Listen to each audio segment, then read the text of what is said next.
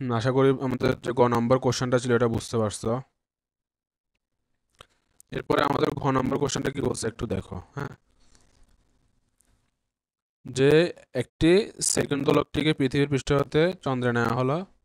হ্যাঁ, এরপরে বলছে কি পৃথিবীর ব্যাসার্ধ হতে, এটা তো আমরা যে গ নম্বর ছিল এটার জন্য আমরা পড়ছি নাকি। এখন আমাদের ঘ নম্বরে বলছে যে যে দোলকটি দেওয়া আছে, হ্যাঁ, এখানে আমরা যে দোলকটি দেওয়া আছে এই দোলকের, খেয়াল করো, পি একটি বিন্দু দিছে, কিউ একটি বিন্দু দিছে, আর একটি বিন্দু দিছে।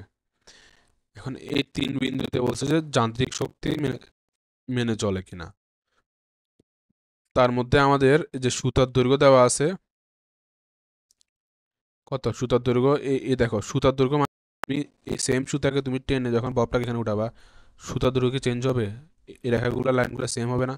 ওর জন্য বলছে কি ও পি সমান ও কিউ সমান ও আর সমান কত, 1 সেন্টিমিটার, 1 মিটার, এটা কোশ্চেনে দেওয়া আছে। এরপর বলছে কি আর এম মানে কি এখান থেকে এই দূরত্বটুকু দেওয়া আছে তোমাকে কত, 0.6 মিটার। হ্যাঁ, এরপরে এই কিউ এনটা আমাদেরকে দেওয়া নাই, হ্যাঁ। এখন আমরা কি করতে হবে, খেয়াল করো তো। আমাদের বের করতে হবে, আমরা এই রেখার মাধ্যমে চিন্তা করতে হবে, হ্যাঁ। তো এই রেখার মাধ্যমে চিন্তা করতে হলে আমাদেরকে ধরো এম বিন্দুতে যখন বের করব তখন আমরা নিচ থেকে কতটুকু উপরে আছে জানতে হবে। এরপর এন বিন্দুতে যখন চিন্তা করবো তাহলে এন বিন্দু উপর থেকে কতটুকু নিচে আছে, নিচ থেকে কতটুকু উপরে আছে, তাহলে এই যে দৈর্ঘ্যগুলা, যে উচ্চতাগুলা, এগুলো আমাদেরকে বের করতে হবে। এখন এগুলো কিভাবে বের করতে পারি, খেয়াল করো। তাহলে আমরা যদি বিষয় চিত্রটা পাশে আঁকাইছি এটা একটু সুন্দর করে দেখি। এটা আমাদের ও বিন্দু, হ্যাঁ। তাহলে ও বিন্দু থেকে খেয়াল করো এ পি, হ্যাঁ, এটা একটা কি আমাদের সুতা। এই সুতার আগে তুমি যখন এই ববটাকে টেনে কিউ বিন্দুতে নিয়ে আসবা, তাহলে এটা এই যে প্রথম যে পি বিন্দু এটা থেকে কতটুকু দূরে আছে, কিউ এন না, কিউ এন দূরে আছে, হ্যাঁ। এখন খেয়াল করো তো এটা উপর থেকে কতটুকু নিচে আছে, এটা কি সমকোণী ত্রিভুজের মতো লাগছে না? এটা এই কোণটা কত, 90 ডিগ্রি না? হ্যাঁ, তাহলে আমরা চাইলে এখানে সমকোণী ত্রিভুজের সূত্র অ্যাপ্লাই করতে পারি। কিভাবে, খেয়াল করো। তাহলে আমাদেরকে এই যে ও থেকে কিউ এই মানটা কত দেওয়া আছে, 1, হ্যাঁ, কারণ কি এটা সুতার দৈর্ঘ্য। হ্যাঁ, তাহলে খেয়াল করো এই মানটা আমরা জানি, জানি না। যেহেতু আমরা এই মানটা জানি না, আমরা এই মানটাকে ধরে নিতে পারি এটা এক্স। এই মানটাকে ধরে নিতে পারি কত, এটা এক্স। যেহেতু আমাদেরকে এই মানটা দেওয়া নাই, আমাদের কোনো কোণও দেওয়া নাই। কোণ থাকলে আমরা জানি যে কোণ দিয়ে করা যায়, হ্যাঁ। যেহেতু কোণ দেওয়া না তাহলে আমাদের এখানে পিথাগোরাস অ্যাপ্লাই করতে হবে, হ্যাঁ। তো আমাদের অজানা রাশি একটা থাকতে হবে, তাহলে অজানা রাশি এখানে দুইটা, তাহলে একটাকে আমরা এক্স ধরে নিলাম, হ্যাঁ। তাহলে এটা কত, 1, এটা প্রশ্নে দেওয়া আছে। আমরা বের করবো কত, এই ও থেকে এই এন, এই দূরত্বটুকু। এটা যদি একটা সমকোণী ত্রিভুজ হয়, আমাদের এই ত্রিভুজটা যদি একটা সমকোণী ত্রিভুজ হয়, খেয়াল করো, এই ত্রিভুজটা যদি একটা সমকোণী ত্রিভুজ হয়, তো এই ত্রিভুজটা খেয়াল করো, এটা সমকোণী বিপরীত, এটা কি সর্বোচ্চ, এটা কি অতিভুজ না? হ্যাঁ, এটা অতিভুজ। তাহলে এটা তার কি লম্ব, এটা হচ্ছে কি ভূমি। তাহলে এখানে খেয়াল করো, পিথাগোরাস কি বলে, পিথাগোরাসের সূত্র কি বলে, যে অতিভুজ স্কয়ার ইজ ইকুয়াল টু কত, লম্ব স্কয়ার প্লাস ভূমি স্কয়ার, এটা না? তাহলে খেয়াল করো তো এখানে আমাদের অতিভুজ কত দেওয়া আছে, 1, তাহলে আমরা লিখে দিই 1 স্কয়ার মানে কি 1। এরপর লম্ব কি দেওয়া আছে, লম্বর মান আমরা বের করবো, তাহলে কত দেওয়া আছে, ও এন। হ্যাঁ, এরপরে ভূমি কত দেওয়া আছে, ভূমি এক্স, তাই না? তাহলে ও এন স্কোয়ার হবে এখানে, মাথা রাখবে এটা, ও এন স্কোয়ার হবে। আর এখানে তোমার ভূমি দেওয়া আছে কত, এক্স, তাহলে এক্স স্কোয়ার হবে, বুঝছো? হ্যাঁ, এখান থেকে আমাদের কার মান বের করবো, ও এন এর মান বের করবো, তো বের করো। তাহলে ও এন এর মান কি আসবে, তাহলে ও এন আসবে এখানে, সম্পূর্ণ এটাকে পাশে নিয়ে যায়, তাহলে 1 - x² আর √, এটা বুঝছো? তাহলে এটা আমাদের কার মান, ও এন এর মান, হ্যাঁ। তাহলে ও এন এর মান আমরা একটা ভ্যালু পেয়ে গেলাম, হ্যাঁ। তো একটা ভ্যালু পেয়ে গেলাম, এরপরে খেয়াল করো, এরপর আমরা যে ত্রিভুজটা নিয়ে কাজ করব এটা হচ্ছে, খেয়াল করো, আমরা এই ত্রিভুজটা নিয়ে কাজ করব এখন,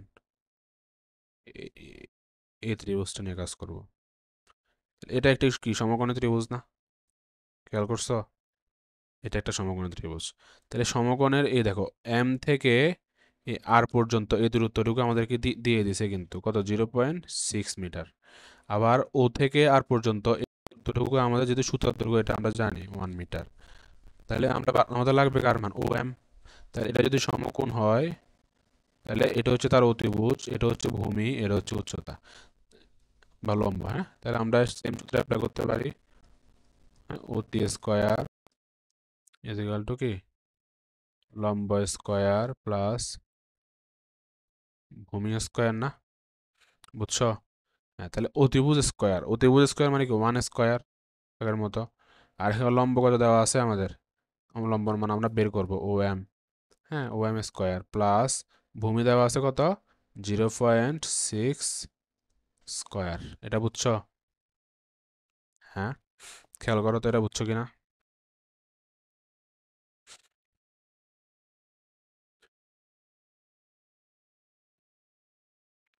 এটা বুঝছো? হ্যাঁ, তো এরপরে খেয়াল করো, এরপর আমরা কি করতে হবে, এখান থেকে ও এম এর মান বের করতে হবে না? হ্যাঁ, তাহলে ও এম এর মান কত আসবে 1 মাইনাস সম্পূর্ণ মানটাকে পাশে নিয়ে আসো, এরপরে 1 মাইনাস কত হবে 0.6 স্কয়ার আর রুট ওভার, হ্যাঁ সম্পূর্ণের উপর উপরে স্কয়ারটাকে পাশে বাড়ায় দিছে। তাহলে ও এম তুমি যখন ক্যালকুলেশন করবা তুমি ও এম পাবা হচ্ছে 0.8, কত পাবা 0.8 মিটার। দেখো ও থেকে এম পর্যন্ত আমরা পাইলাম কত 0.8। হ্যাঁ, খেয়াল করো তাহলে এখানে আমাদের লাগবে কতটুকু, আমাদের লাগবে হচ্ছে তার ও থেকে এম যদি 0.8 হয় তাহলে আমাদের লাগবে হচ্ছে কি এম থেকে পি, না? তাহলে খেয়াল করো পুরা এই সম্পূর্ণ হচ্ছে কি ওপি, ওপি থেকে তুমি যখন ও এম বাদ দিবা তাহলে কি আমরা এমপি পেয়ে যাব না? তাহলে কি আমরা এটা লিখতে পারি না এখন?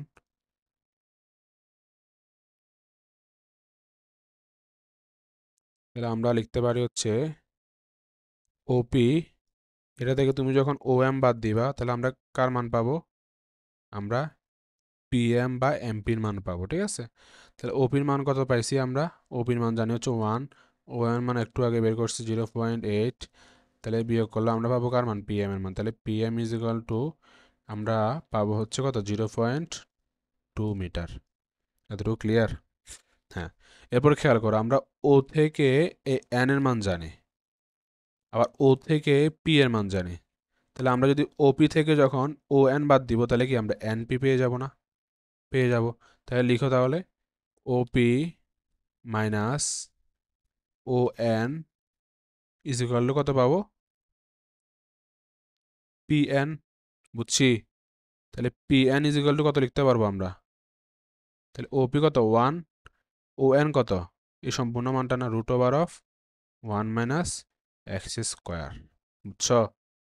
হ্যাঁ, এরপরে খেয়াল করো তাহলে আমরা কি পেয়ে গেলাম, এম থেকে পি পেয়ে গেলাম, এন থেকে পি পেয়ে গেলাম। এখন কি আমরা এই এম থেকে এন এই এই দূরত্বটুকু আমাদের লাগবে, তাহলে এটা কিভাবে বের করতে পারি? খেয়াল করো এম থেকে এই পি এই সম্পূর্ণ মান থেকে তুমি যখন এই অংশটুকু নিচের অংশটুকু বিয়োগ দিয়ে দিবা তাহলে কি বাকি অংশটুকু থাকতেছে না? খেয়াল করো তোমার কাছে ধরো এটা হচ্ছে এম, এটা হচ্ছে পি, হ্যাঁ, এরপরে এই মাঝখানে বিন্দুটা হচ্ছে কি এন। খেয়াল করো তাহলে তুমি যখন এই সম্পূর্ণ এই এমপি থেকে এই অংশটুকু যখন বিয়োগ দিবা তখন কি পড়ে থাকতেছে, এই শুধু এই অংশটুকু পড়ে থাকতেছে না? হ্যাঁ, তাহলে খেয়াল করো তাহলে আমরা কি করতে পারি এখন, আমরা এখানে লিখতে পারি যে তাহলে আমরা এখানে লিখবো যে কি, যে পি এম থেকে আমরা বিয়োগ দিব কাকে, পি এন কে, বিয়োগ দিলে আমরা কাকে পাবো, বিয়োগ দিলে আমরা পাবো হচ্ছে এম এন। ঠিক আছে, তাহলে এম এন সমান, তাহলে পি এম সমান কত পাইছি আমরা, পি এম সমান পাইছি হচ্ছে 0.2। হ্যাঁ, তাহলে আমরা এখানে লিখতে পারবো হচ্ছে 0.2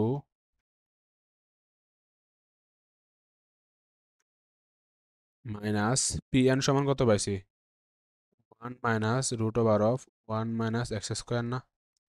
বুঝছো? হ্যাঁ, তো ক্যালকুলেশন করো 0.2 মাইনাস 1 মাইনাসে মাইনাসে প্লাস, হ্যাঁ এখানে আসতেছে কত root over of 1 minus x square. হ্যাঁ, তো এখানে ক্যালকুলেশন করলে এখানে পাবো হচ্ছে 1 মাইনাস এক্স স্কোয়ার মাইনাস 0.8, এটা কার মান, এটা এম এন এর মান। তাহলে সবগুলো মান আমরা পেয়ে গেছি না এখন? খেয়াল করো, আমরা এই এম থেকে পি এর মান জানি, এন থেকে পি এর মান জানি, আবার এম থেকে মান জানি। হ্যাঁ, তাহলে আমরা সবগুলো উচ্চতা পেয়ে গেছি। এখন হচ্ছে আমরা আমাদের শক্তি নীতিতে অ্যাপ্লাই করব। হ্যাঁ, খেয়াল করো, তাহলে আমরা এখন এই চিত্র যদি আলাদাভাবে আঁকানোর চেষ্টা করি, এটা হচ্ছে আমাদের যে রেখাটা আঁকছি আমরা, এই রেখাটা। হ্যাঁ, তাহলে এটা হচ্ছে আমাদের পি বিন্দু, এটা হচ্ছে আমাদের এম বিন্দু, এটা হচ্ছে আমাদের এন বিন্দু। ঠিক আছে? হ্যাঁ, তাহলে খেয়াল করো, আমরা এম বিন্দুর ক্ষেত্রে যখন মোট শক্তি বের করব, তাহলে আমরা খেয়াল করো, আমরা এখানে লিখি, আমরা এম এর ক্ষেত্রে বের করতেছি। তাহলে এম এর ক্ষেত্রে ই কে কত হবে আমাদের? Half m v square. হ্যাঁ, তো এম তো জানি আমরা, তাহলে ভি স্কোয়ার, এটা এটা সমান কি জানি? ইউ স্কোয়ার প্লাস 2GH, এটা না? খেয়াল করো, তাহলে এই এম ভি ই কে বের করার সময় সে উপর থেকে কতটুকু নিচে আছে, ওই উচ্চতটুকু নিয়ে আমরা নিই। ঠিক আছে? বাট এটা তো সর্বোচ্চ উচ্চতায় আছে, তাহলে তার কোনো উচ্চতা আছে? তো উপর থেকে তো আর কোনো উচ্চতা নেই, সে আছে সর্বোচ্চ উচ্চতায়। তাহলে এইচ এর মান এখানে কত হবে? এইচ এর মান 0 হবে। তাহলে এইচ এর মান 0 হলে এই সম্পূর্ণ ইকুয়েশনটা কি হয়ে যাবে?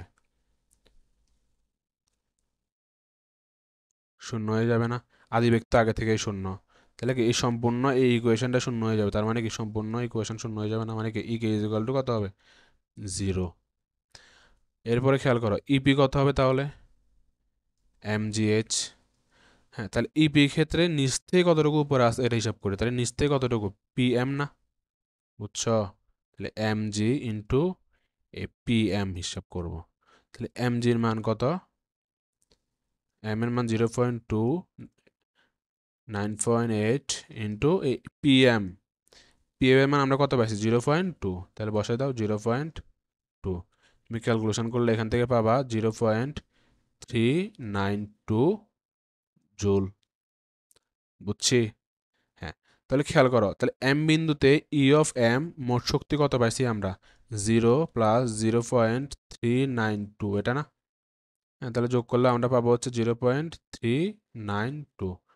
এটা হচ্ছে আমাদের এম বিন্দুতে মোট শক্তি। বুঝছো? হ্যাঁ, এরপরে খেয়াল করো, আমরা এন বিন্দুটা বের করতে পারি না সেম ভাবে? হ্যাঁ, তাহলে বের করো, এই এন বিন্দুর কি হবে? ই কে মানে কি? Half m v square. হ্যাঁ, তো এখানে এম এর মান জানি, ভি স্কোয়ার মানে কি? U square plus 2GH। এখানে এইচ, এইচ মানে কি? গতিশক্তি বের করতেছে, তাহলে উপর থেকে কতটুকু নিচে আছে? উপর থেকে কতটুকু নিচে? এম থেকে এন পর্যন্ত না, তাহলে কি এম এন না? বুঝছো? হ্যাঁ, তাহলে এখানে লিখবো হচ্ছে কি হাফ ইন্টু এম এর মান হচ্ছে 0.2, আদি ব্যক্তি শূন্য, এরপর এখানে আসবে হচ্ছে কত? 2 × 9.8 ইন্টু কত? এম এন এর মান কত? আচ্ছা, এম এন লিখি, এম এন মান পরে লিখতেছি আমরা। হ্যাঁ, তো এটা ক্যালকুলেশন করো, ক্যালকুলেশন করে দেখো, এম এন এর মান বসাও, এম এন এর মান বসায় দেখো কত আসে।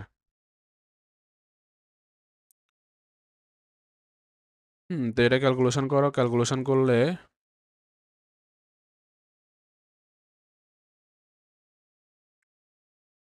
এখানে এই এম এন এর জায়গায় আমরা কত লিখতে পারি? এম এন এর জায়গায় লিখতে পারো যে এম এন এর মান বের করছে কত? 1 - x² - 0.8। হ্যাঁ, এটা পাইছি আমরা এম এন এর মান। বুঝছো কেমনে পাইছি? এখানে খেয়াল করো, এই দেখো এম এন এর মান কত পাইছি আমরা? এই এম এন এর মান 1 - √1 - x²- 0.8। হ্যাঁ, তো ওই মানটা হচ্ছে আমরা এখানে বসাইছি আর কি।